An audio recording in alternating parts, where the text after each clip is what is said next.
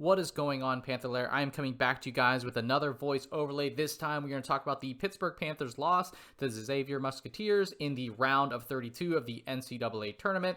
And we're going to be looking at the ball screen defense that Pitt played. Now, there's a couple things I'm going to call out in this article, but I think this is one of the areas that's definitely appropriate to do a voice overlay for. I think we all that watched the game know that Xavier shot the ball really well. They shared the ball really well. They were very effective in their ball screen usage. So let's talk about some of the things that Pitt did and tried throughout the game, maybe some of the adjustments they could have made, why things didn't work, why sometimes things did work, and we will dive into the very first possession of the game here because obviously Xavier goes to a ball screen right away, and you're going to see that in this one, Guillermo is going to be up to touch with the screen, and he's going to show here. So this isn't a full-out switch. Cummings is going to continue to fight over the screen, and we'll just take a look at how this one plays out.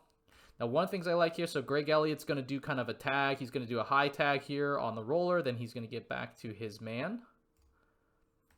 Now, Cummings has now done his job, right? He gets back contest. They didn't hit the roll man.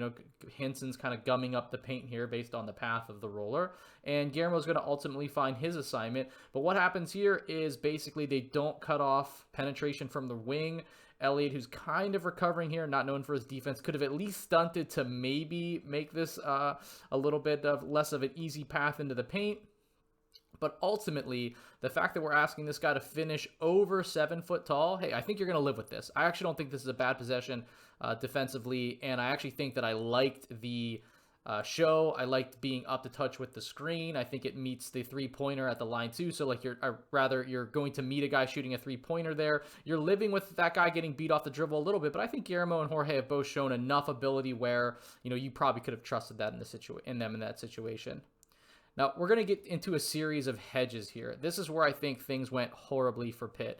Hedging, the main purpose of hedging is you want the ball handler to go this way, right, away from the rim, and that's going to allow both the ball handler's defender to get back in front, and it's also going to allow, the screener's defender, who would be Guillermo, to retreat back to his assignment. So by making the ball handler go this way, away from the basket, that allows that time. Now, one of the things that's tough is it puts the other three defenders in a stressful position for a little bit of time, right? Because, you have two defenders way out here on the ball. So you need these three defenders in help to do their job for a longer period of time. So hedging is, fine. It doesn't really work at the highest levels as much anymore, but, against certain teams, it's going to work. Although I contest that, Xavier's a good enough shooting team and certainly a good enough passing team that this is certainly testing the upper limits of this strategy.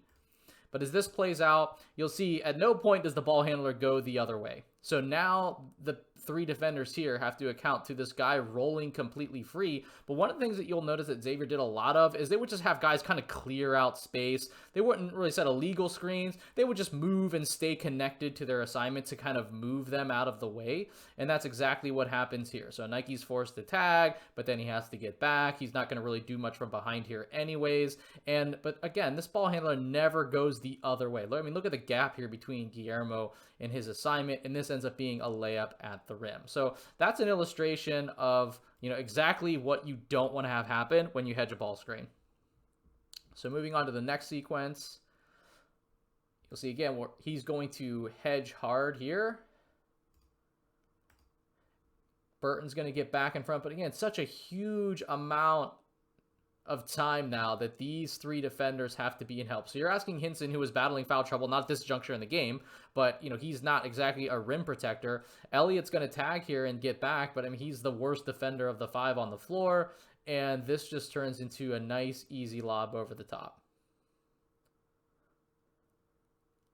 Similar thing here. High ball screen. Now, when you kind of go high here, you're going to definitely allow this slip, so he's going to hedge. Elliott, who's trying to fight over, but I mean, the trail distance here has to be better than this. So Elliott's going to finally get back here, but all this other movement occupying help is going to just allow him to come free. Again, it takes forever for Guillermo to get back.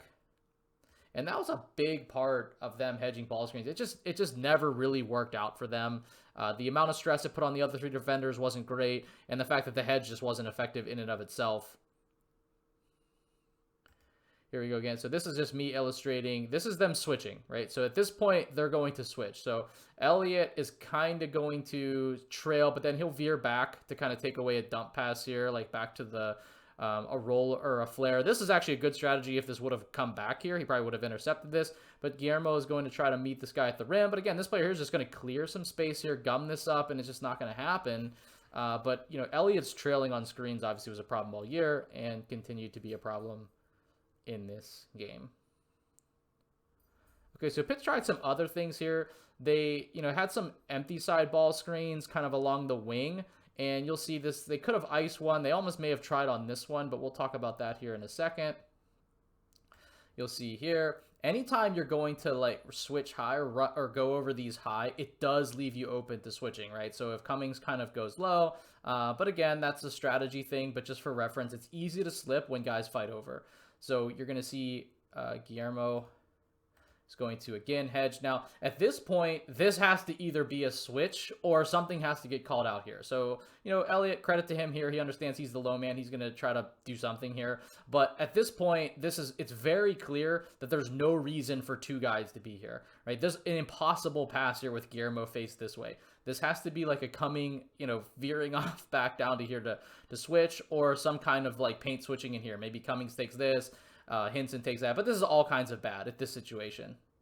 And this is just an easy dunk. Now, this time they really do ice this. Now, one of the things that's beneficial about ice defense, you don't see, again, not something you're seeing a ton of as much in the highest level of basketball, just because defense or offense have found a good way to combat this, but you're keeping the ball on this side of the floor. By icing it this way and denying use this way, you're probably keeping the ball to some degree in the defender's weak side, like weak hand. So or ball handler's weak hand. So there's a lot of good things that can happen here. And then from your help, because the ball is isolated on this side of the court, you can help off a lot more because, you know, skip passes, court passes, those are a lot harder to accomplish when you're completely on one side of the court as opposed to being in the middle of the floor. So icing these wasn't too bad. I think, again, the communication for when and where things should be switched was probably the issue here. So as this guy, again, slips out into space, this is fine. Hinson picks him up.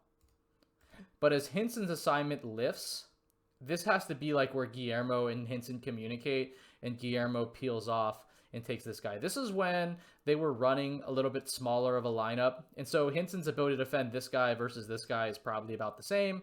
So I think this could have been just veering off here and switching. But instead, Guillermo gets all the way back. Hinson has to hold an extra beat there because he can't just release this guy by himself.